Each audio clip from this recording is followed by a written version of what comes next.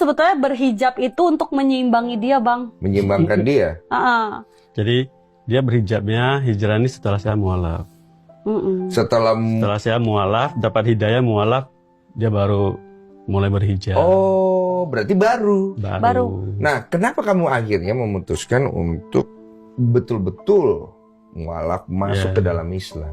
Ceritanya kenapa? Itu ceritanya bakalan menguras air mata ini. Oh, iya. Bagaimana sih ceritanya? Coba kita mau dengar. Ya, jadi waktu kita berdua, kan dia besarnya dari 2021 waktu kenal TikTok. Jadi afiliator TikTok. Jadi kan jadi host TikTok. Itu naiknya kenceng banget. Uangnya banyak lah. Itu banyak, penghasilannya itu banyak banget. Nah, dan uang itu kita kerjasama sama ya saudara. Oh, bikin usaha. Bukan. Lebih ke apa ya? Taruh uang. Bagi uang di situ bagi hasil. Jadi diputarin sama saudara. Sampai titik puncak ternyata uangnya itu disalah puterin. Bukan disengaja sama dia salah puter ya? Enggak. Salah puter. Salah jalan. Jadi salah jalan. Uang itu ternyata selama ini tidak dibikin usaha gitu loh. Dia puterin, yang ngomongnya puternya ke perusahaan, yang kaknya.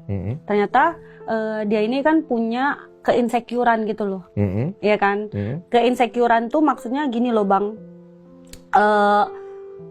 Dia suaranya nggak keluar, nggak tahu gara-gara apa. Dulu dia normal kayak kita, tiba-tiba suaranya tuh wah gitu loh.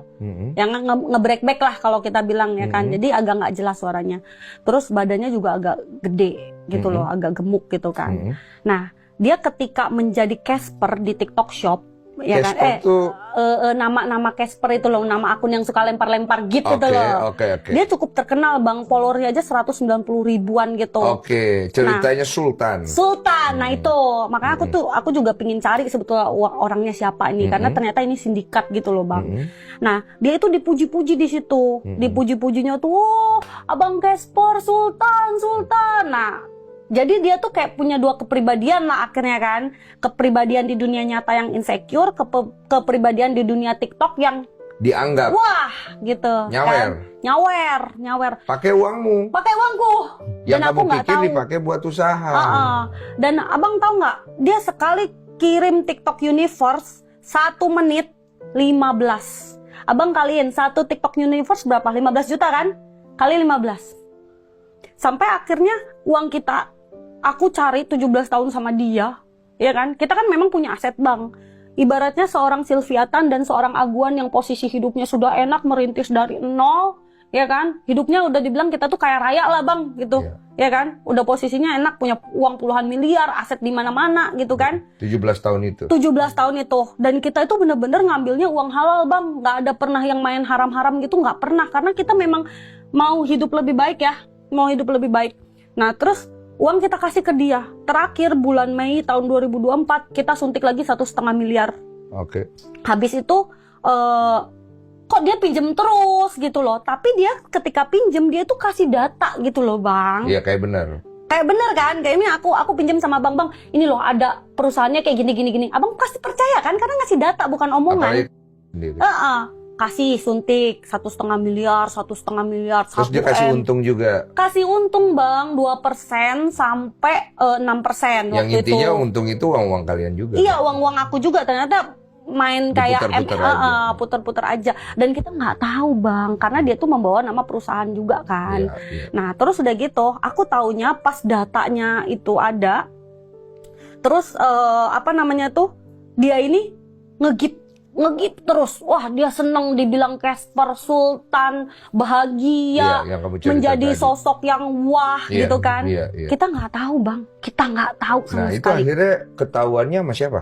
Nah, uang kalau lama-lama diambil terus habis dong. Dan uang aku di dia udah puluhan M, Bang, bukan 1M, 2M, 10M, bukan. Puluhan M. Ya kan? Sampai di mana titik mungkin dia udah kehabisan ya kan? Dia pinjam lagi sama aku dan dia juga mulai ketahuan di perusahaannya dia. Gitulah, mulai titik kebuka puncaknya lah. Ya kan, di tahun 2024 itu. Padahal di bulan Mei itu aku tancap lagi tuh 1,5 M ke dia. Ya kan? Di bulan Juni ya kan dia udah mulai kalang kabut kan. Dia pinjam ke aku 500 juta, aku nggak kasih. Ya kan? Karena TikTokku juga lagi sepi bang, Enrosan juga lagi sepi, mana brand nawar-nawar mulu lagi kan. Iya, paham. Jadi aku tuh nggak ada, aku bilang udah nggak ada gitu loh. Aku juga harus nyimpan uang dong bang, walaupun sedikit, Iya. kan. Nah terus udah gitu, ayo dong pinjem gini. Loh kok anak ini jadi malah maksa gitu loh, ya Malah kan. kenapa gua yang harus ngasih gitu. Nah sampai akhirnya mungkin dia udah buntu, dia lari ke Bali. Oke. Dia kabur berapa hari, 3 hari lah. Kita bilang, kamu di mana? Pulang gitu. Kita masih jagain dia karena kita percaya sama dia gitu loh. Terus akhirnya sampai aku paksa, aku bilang aku mau beliin tiket kamu, ayo pulang. Nah pas udah gitu pulanglah dia kan. Besoknya kita bawa ke rumah kita tanggal 5 ya. Tanggal 5. Tanggal 6 ya. Enggak, tanggal 6 kita bawa ke rumah kita nih. Yang kita kan punya rumah di Surabaya tuh. Ya kan masih ada rumah kita Ya, bawa. dia ajak ketemu sih. Dia ajak ketemu. Mungkin dia mau tanggung jawab ya, mau jelasin uangnya itu dikemanain. Akhirnya kita dari Jakarta sengaja ke Surabaya untuk ketemu sama dia. Terus dia ceritalah kalau uang yang dititipkan selama itu nggak ada, hilang gitu. Nangis aku bang, nangis kejar aku. Kita hancur. Kita udah kadung ambil aset cicilan begitu banyak dan tiba-tiba uang itu hilang. Iya. Hilang nggak tahu Itu kemana. kayak nggak percaya kan pas Itu awalnya. aku kayak orang gila bang, aku sampai Ya memang stres. waktu itu kita memang shock banget ya. Kita udah nangis bertiga jadinya. Nah dari situ Kita anterin balik tuh anak terus itu. ya sempat ya namanya juga pasti debat lah. Kok bisa terjadi gitu kan? Pasti debat. Tapi dia nggak ngomong. Terus akhirnya dia mau pulang, aku gak berani dia biarin pulang sendiri karena dia udah coba 2 kali mau hidup kan. Ada saya antarin pulang. Selama perjalanan hening, gak ada satu kata pun. Nggak ada. Aku juga nggak tahu mau bilang apa, udah Diam. udah hening. Saya antarin dia sampai sampai depan rumah, dia masuk.